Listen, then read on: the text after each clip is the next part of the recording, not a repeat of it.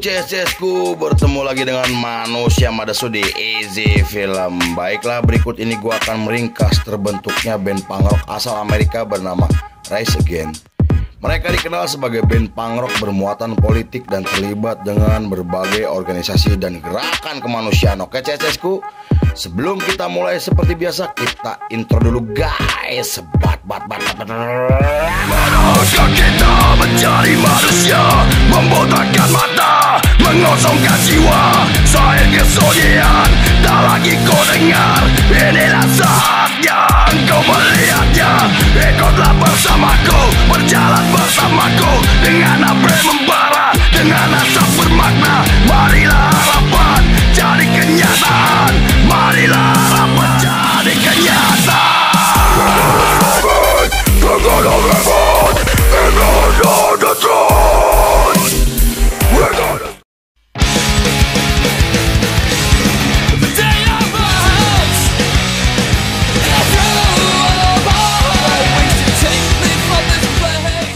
Scene dibuka oleh dua pria Amerika bernama Dan Welinsky dan Joe Prinspe. Mereka adalah personil dari band punk rock asal Chicago yang cukup terkenal di skena musik underground Amerika. Band tersebut telah merilis satu album dan menggelar tur nasional hingga memiliki basis penggemar yang cukup besar. Namun pada pertengahan tahun 90-an, band tersebut mengalami perpecahan yang dipicu karena masalah pribadi. Meski sempat merekrut personel baru, namun band tersebut akhirnya bubar dengan alasan yang tidak dijelaskan. Di periode tersebut, musik punk dan metal sedang berada di puncak ketenarannya dengan band seperti Green Day, Blink, Slipknot, dan masih banyak lagi. Karena hal itu, Joe bersama Dan berencana ingin mendirikan band punk sendiri. Pada tahun 1999, mereka resmi membentuk band bernama Transition Revolt dengan merekrut dua temannya bernama Tony dan Kevin. Mereka juga mencari vokalis dengan memasang iklan sampai membuka audisi. Kemudian ketika Joe sedang menghadiri pertunjukan yang menampilkan band Sick of It All, ia terkesan dengan aksi panggung tim Michael Rath ketika tampil bersama bandnya bernama Baxter. Selain berkenalan dan membahas isu politik yang sedang terjadi di negaranya, Joe juga memberikan demo hingga mengajaknya untuk bergabung bersama bandnya. Meski sempat menolak, namun tim akhirnya mau bergabung setelah keluar dari Baxter dan menyelesaikan kuliahnya.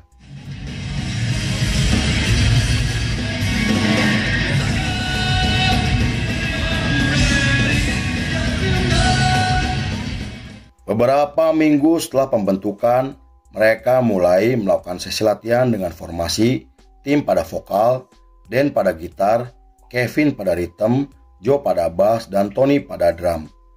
Di periode tersebut, tim merasa kesulitan dengan permainan musik teman-temannya yang sangat cepat. Ia menggambarkan seperti dunia yang saling bertabrakan karena harus menyatukan karakter dan pemikiran berbeda dari masing-masing personilnya. Meski begitu, mereka akhirnya mampu mengatasi masalah tersebut dengan merilis EP pertamanya pada tahun 2000-an. Secara musikal, mereka menampilkan musik yang digambarkan oleh para kritikus musik sebagai hardcore punk dan melodic hardcore. Tak hanya itu, lirik mereka juga membahas berbagai isu politik seperti hak binatang, ketidakadilan ekonomi, bencana lingkungan, pemindahan paksa, homofobia, dan perang modern. Hal itu menarik perhatian Fight Mac, vokalis dari band NoFX sekaligus pemilik label rekaman independen yang cukup terkenal. Fight Mac kemudian menawarkan mereka kontrak, namun harus mengganti nama bandnya agar terdengar lebih menarik.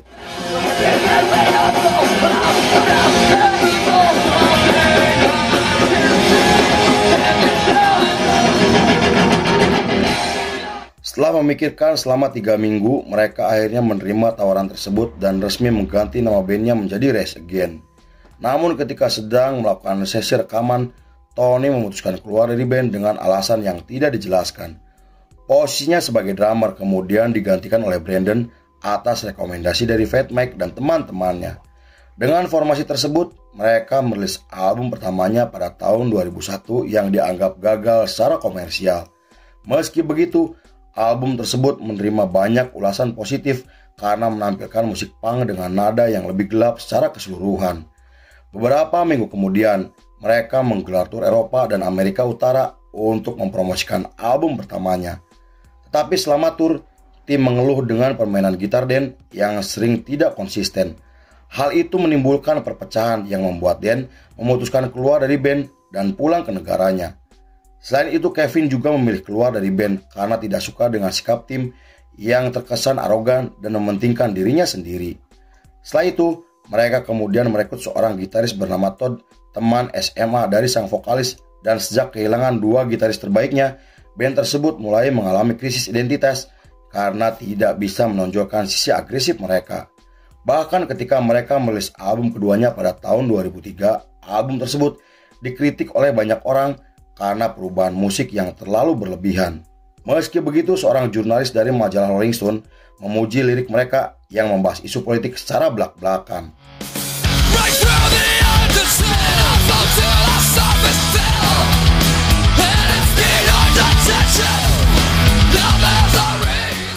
Beberapa bulan setelah menjalani tur bersama Anti-Flag, mereka dihubungi oleh label besar karena tertarik dengan lagunya yang bermuatan politik. Pihak label juga siap memberikan fasilitas lengkap jika mereka mau bergabung dan menerima kontraknya. Bahkan pihak label akan mendatangkan seorang produser musik yang telah menangani banyak band terkenal seperti Sick of It All dan Rage Against the Machine. Tawaran tersebut membuat mereka bimbang karena tidak enak dengan Fleetwood Mac yang telah membantu mereka. Namun setelah meminta izin kepada Fleetwood Mac secara baik-baik, mereka akhirnya bergabung dengan label tersebut dan merilis album ketiganya pada tahun 2004. Album tersebut mendapatkan status emas untuk pertama kalinya dan terjual sebanyak 500.000 kopi dalam waktu 3 minggu. Selain itu, lagu mereka mendapatkan penghargaan sebagai lagu terbaik yang membuat nama mereka mulai dikenal secara internasional. Just filling in for a band. Guys again, so we're here from and we were flying to Australia on Tuesday.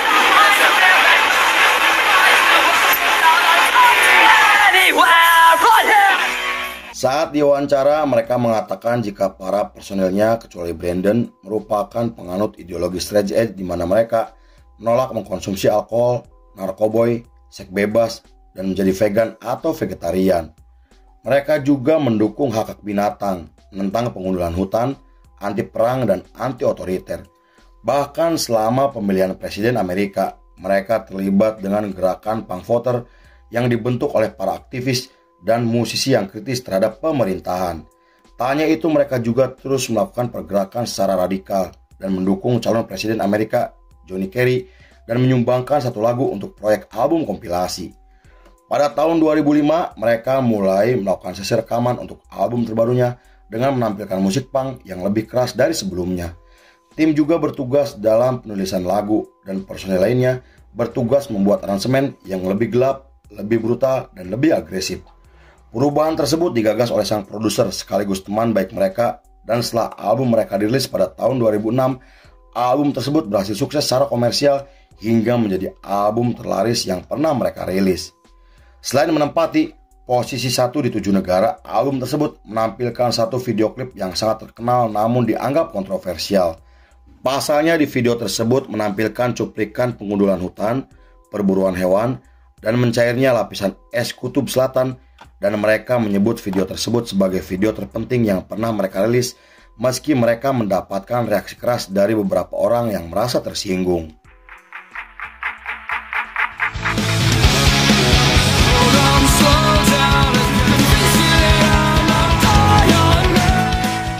Pada tahun 2007, mereka menjalin kerjasama dengan perusahaan Vans setelah merilis sepatu yang didedikasikan untuk kelompok vegan dan vegetarian. Mereka juga memuji tindakan perusahaan tersebut karena menghadirkan produk yang ramah lingkungan untuk menunjang gaya hidup yang berkelanjutan. Namun 2 bulan setelah itu, mereka memutuskan kontrak dan mengkritik perusahaan Vans karena memperlakukan pegawainya dengan tidak layak dan menuntut agar perusahaan tersebut menaikkan gaji pegawainya sesuai ketentuan yang tertulis dalam undang-undang. Di tahun berikutnya, tepatnya pada tahun 2008, mereka merilis album kelimanya dengan menampilkan musik yang lebih santai untuk diputar di radio di seluruh dunia. Pergeseran musik yang mereka lakukan menuai pujian kritis dari banyak orang meski digambarkan seperti musik pop oleh para penggemarnya. Berkat keberhasilan album terbarunya, mereka mendapatkan tawaran kontrak dari label terbesar di Amerika. Kemudian, untuk mempromosikan album terbarunya, mereka menggelar tur panjang selama 5 bulan hingga menjadi headline di festival tahunan bersama Rancid. You guys are beautiful.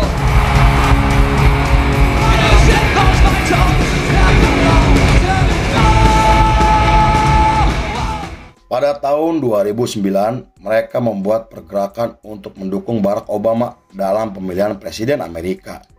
Mereka juga bergabung dengan para aktivis kulit hitam untuk menjadikan Obama sebagai presiden kulit hitam pertama di Amerika. Hal itu bukan tanpa alasan karena mereka percaya jika Obama bisa membawa Amerika menjadi lebih baik dan ingin membebaskan Amerika dari Perang Timur Tengah yang digagas oleh George W. Bush selama bertahun-tahun. Selama Obama terpilih sebagai presiden, mereka menggelar pertunjukan gratis yang dihadiri oleh lebih dari 10.000 penonton. Mereka kemudian menggelar tur Eropa hingga merilis DVD yang dirilis pada tahun 2010. Namun video klip mereka mendapatkan kecaman dari berbagai pihak karena dianggap membenarkan aksi terorisme. Pasalnya lagu tersebut menampilkan para pecinta sepeda motor kecil sedang meledakkan bom di seluruh kota. Pada tahun 2011, nama mereka menjadi semakin dikenal setelah merilis album ke-6-nya yang membahas isu badai Katrina hingga kebocoran minyak yang terjadi di Teluk Meksiko. Album tersebut menerima banyak ulasan positif hingga dipuji oleh para aktivis lingkungan dari seluruh dunia. Meski lagu mereka dikritik oleh majalah musik terkenal, namun lagu tersebut memenangkan penghargaan bergengsi sebagai lagu terbaik.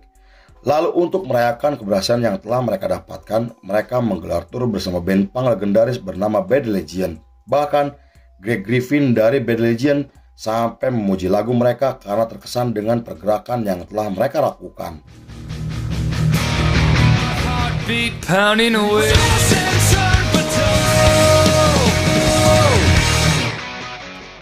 Beberapa bulan kemudian, salah satu lagu mereka kembali viral karena mengambil sikap terhadap pandangan homofobia. Lagu tersebut membahas kasus bunuh diri seorang remaja yang dibully karena dirinya seorang gay. Mereka juga mendukung organisasi yang dibentuk oleh aktivis gay hingga membuat mereka mulai disukai oleh komunitas LGBT di seluruh dunia. Meski mendapat banyak kritikan dari para penggemarnya, tetapi mereka tetap dengan komitmennya untuk mendukung apapun yang dianggap mereka benar. Pada tahun 2012, mereka merilis lagu cover untuk Amal, organisasi Amnesty International, dan karena hal itu mereka semakin terlibat dengan gerakan yang berkaitan dengan hak asasi manusia. Mereka juga terus mempromosikan organisasi PETA dan hak binatang ke seluruh dunia. Sepanjang periode tersebut sampai tahun 2017, mereka telah merilis 2 album dan menggelar tur dunia untuk pertama kalinya hingga tampil di Afrika untuk muncul di festival tahunan bersama Bring Me The Horizon. Meski sempat vakum akibat kelelahan, namun mereka akhirnya bersatu kembali setelah didesak oleh para penggemarnya. Pada tahun 2018, mereka mengkritik Presiden Donald Trump atas ucapannya yang menyebut jika Yerusalem sebagai ibu kota Israel. Menurut mereka, tindakan tersebut telah menyakiti umat Islam di seluruh dunia dan akan memicu Perang Dunia Ketiga. Kritikan tersebut membuat mereka berhasil menarik perhatian dunia sampai mendapatkan dukungan dari para aktivis pro-Palestina.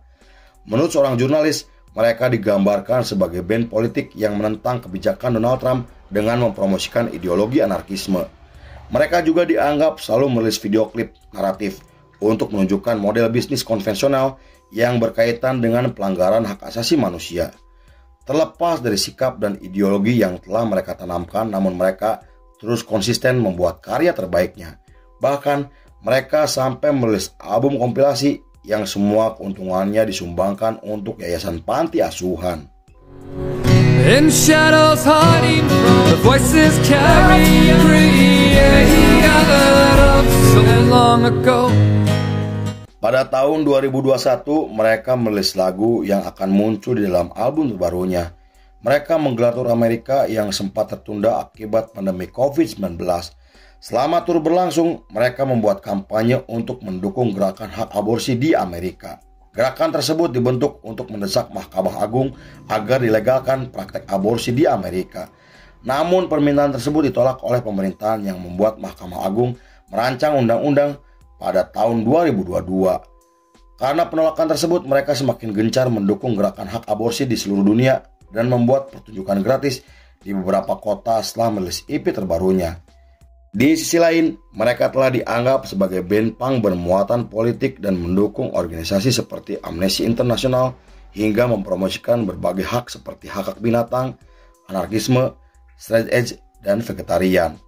Selain itu, mereka dikenal karena komentar sosialnya yang belak-belakan dengan lagunya yang membahas isu politik. Meski ketenaran mereka tidak sebesar Slipknot dan Rage Against the Machine, namun mereka memiliki pengaruh besar untuk perkembangan musik dunia. Lalu film pun selesai.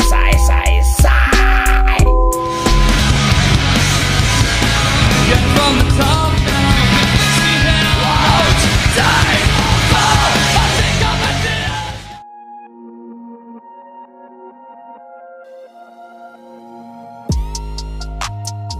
Selain untuk bersenang-senang, ternyata musik juga bisa menjadi media menyampaikan pesan, kritik sosial, dan dukungan terhadap kemanusiaan. Baik, tukang cuanki. Oke CSSku, terima kasih sudah menyaksikan ringkasan ini gak selesai.